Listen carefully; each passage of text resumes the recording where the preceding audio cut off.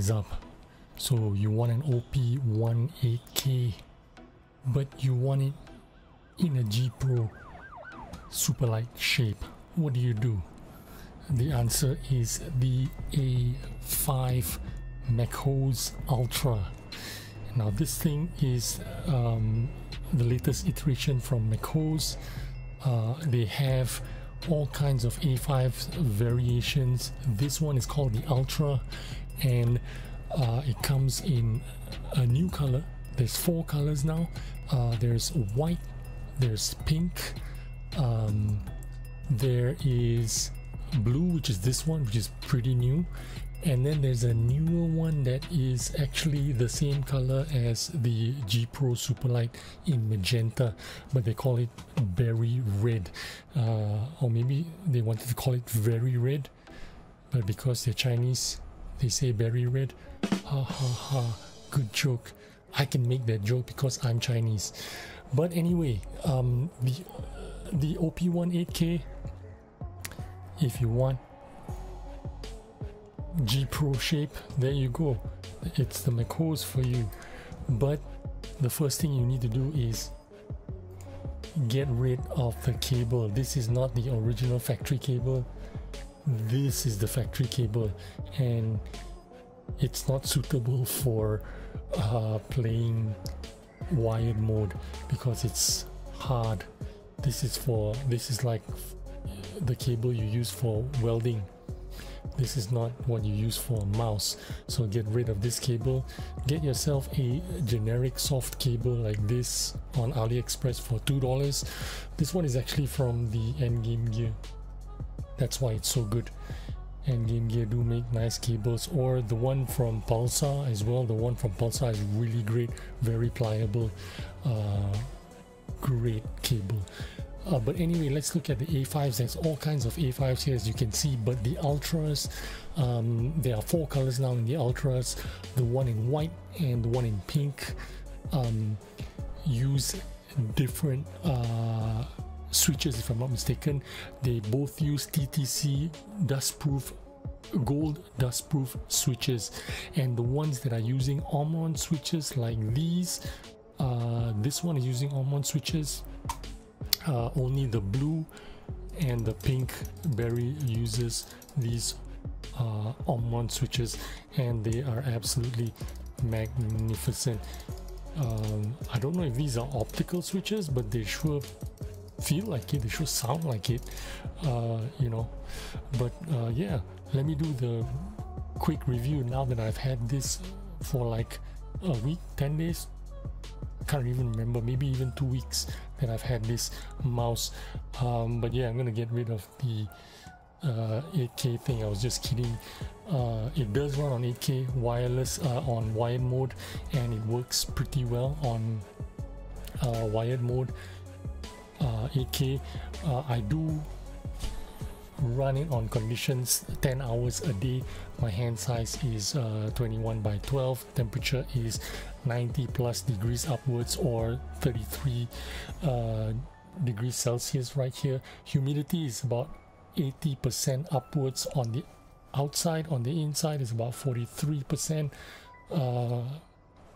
I've got really sweaty fingertips and a clammy hand, but I've got a soft, gentle grip and relaxed, kind of like a claw, relaxed claw grip, relaxed fingertip grip, whatever you want to call it. And tested it on all kinds of pads: Ultra Glide, Iris Gear, Tangdao, Tenta X, Raiden, Odin, Infinity. We'll start with the battery life. And on 1K polling rate, I've had it last exactly 5 days. I don't have the 4K dongle. It was not sent out to me, but so I can't attest to the 4K dongle performance. Obviously on 8K, it does run on 8K. I tested it on the Razer testing app thing, and it does get 8K, but I couldn't test it on 4K because I don't have the dongle. But 5 days with 1K polling on a 500 milliamp battery, in my opinion, is pretty bad. If it's on 4K, it might only last 2-3 days. So I don't know how good is the battery life on 4K, and I doubt it is very good. For context, the VXE Pro Max, this one, VXE Pro Max, on 4K, it'll last 7 days no problem, 4K, and on 1K it'll last 2 weeks. This thing on 1K lasts 5 days, this thing on 1K lasts 14 days. So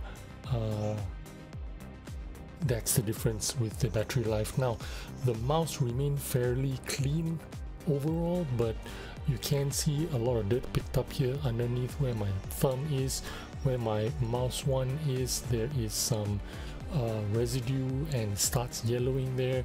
Where my pinky rests, you can see some dirt build up here. I'm going to clean it off right away. I did not clean it, of course, obviously, during my duration of the tests. But yeah, that's the cleanliness and battery life in terms of the shape and size.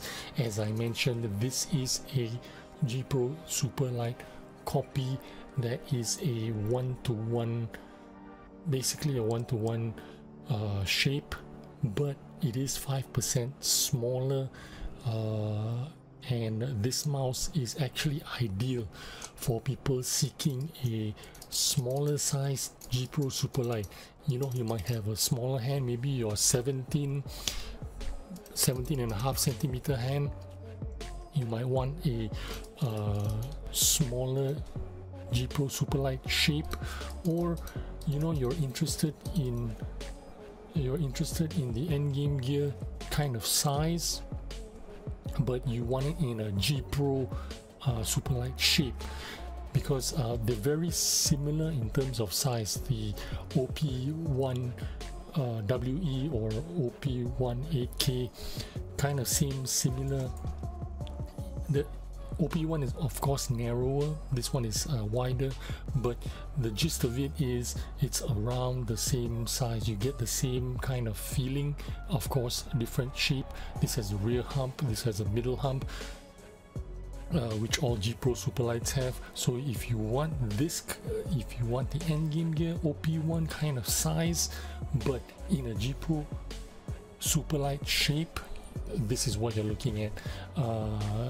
You know, it also means that, you know, it has flat sides and a middle hump. Even my larger hands feel comfortable with this mouse. You know, it feels slightly bigger than an OP1WE, but it's in the same ballpark in terms of the build quality. This feels like it could be a Logitech G Pro Superlight Mini. Even the thickness of the buttons, if you look, you can see the thickness of the buttons, they are almost identically the same, which is why this thing is kind of heavy. I think it's like 59 grams or something like that. Let me just weigh it for you guys just to confirm it. The G Pro Superlight obviously is about 58 grams without the puck, 58.4, and this one is 59.5. So yeah, that is the MCHOSE weight for you. Although it's a smaller mouse, it kind of weighs almost the same as a G Pro, even actually one gram heavier than the G Pro Superlight, and that is a testament to the thickness of the plastic, I guess. That's how you get that kind of weight. It's because the plastic is kind of thicker in places. In terms of the build quality, like I said, there's no squeak or creaking anywhere on this mouse, no matter where you squeeze it. Now, even though, like I mentioned, it's smaller than the G Pro Superlight, but it's 1 gram heavier, overall it just feels just as solid as a Logitech. Now, as for the coating, I don't know if there's a coating because it is lightly textured smooth plastic. My impression is there isn't there isn't any kind of rubbery coating, but it is kind of sanded smooth. It does feel like a pseudo coating, but I don't think it is. It feels great in my hand. I have no issues with it. I like mouses with coating. I like mouses without coating. It does not bother me at all. It's just that some mouses with coating are slippery. Some mouses without coating are also slippery. So I'm not really bothered about that rubbery grip feeling. If I don't have it, it's okay, as long as it's not slippery when I'm like sweating, when I'm hardcore gaming. As long as it maintains the grip, I'm cool with it. Now the button click feels absolutely amazing, a lot better than the G Pro Superlight. G Pro Superlight is really, it's not terrible, but it should have been better. These are opticals. I think these Omron, they didn't say that they're opticals. They advertise as opticals. They advertise as Omron's 60 million click, but they didn't say it's opticals. But I do think that they are. They do feel more like opticals than they do mechanicals. So in my opinion, the A5 Ultra Omrons are a lot better than the G Pro Superlight. That's my opinion. However, I think the M2 has a little bit more play than the M1. As you can see, the wobbliness of the M2 it's more wobbly, more left and right than my M1. However, they're not grinding together, they're not contacting each other, so I don't have any click problems at all. Even the side clicks, they're really nice, tactile, responsive. They're in the right place. I really like where the button placements are. I do have a bigger hand, so I do prefer the size of the G Pro Superlight. Remember, I'm 21 by 12, so the G Pro Superlight original size is a better fit for me in my opinion, but I don't have a problem even with the smaller A5 Ultra. The feet itself are PTFE, they're black. I wish they were white because the contrast would be a lot nicer, but I don't have any problem with the black PTFE feet. I don't feel like I need to rip them out and, you know, put in a aftermarket one. Even on the Tangdao SR, you can see on the spin test, it's perfectly fine. In fact, almost as smooth as the G Pro Superlight. I think G Pro Superlight is just a hair bit quicker. There's a little bit more resistance on the A5 Ultra, but very nice, still very smooth for me. On a fast pad, it's fast. On a slow pad, it's slow. It is working as intended in my opinion. Now in terms of performance, I got decent performance on the Kovacs results.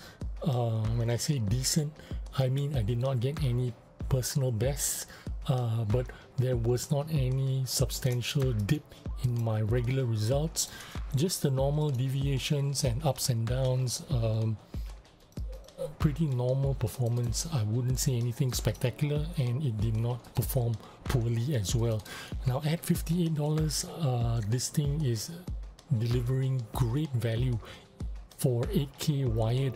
If you're looking for OP18k in a G Pro Superlight shape, smaller G Pro Superlight shape, $58, this is like really a good deal. You know, instead of an OP18k. But if you want it with the 4K dongle, it is $71, and it's still a pretty fair deal, but it is already getting up there in the price, considering that other brands want around $90 for the same kind of performance. Also, the blue is the new color, and there is a newer color which is they call it berry red, which is the same G Pro Superlight magenta color. So there's going to be two colors available for the A5 Ultra with the Omron switches. It's going to be blue and it's going to be the berry red. So that's my review for the MCHOSE A5 Ultra. I hope you enjoyed this video, took some useful information. If you want to pick one up, hit up McKeys. They did send this out, so thanks Helen, what an MVP for sending this out and letting me review this mouse. And I will see you on the next video. Bye bye.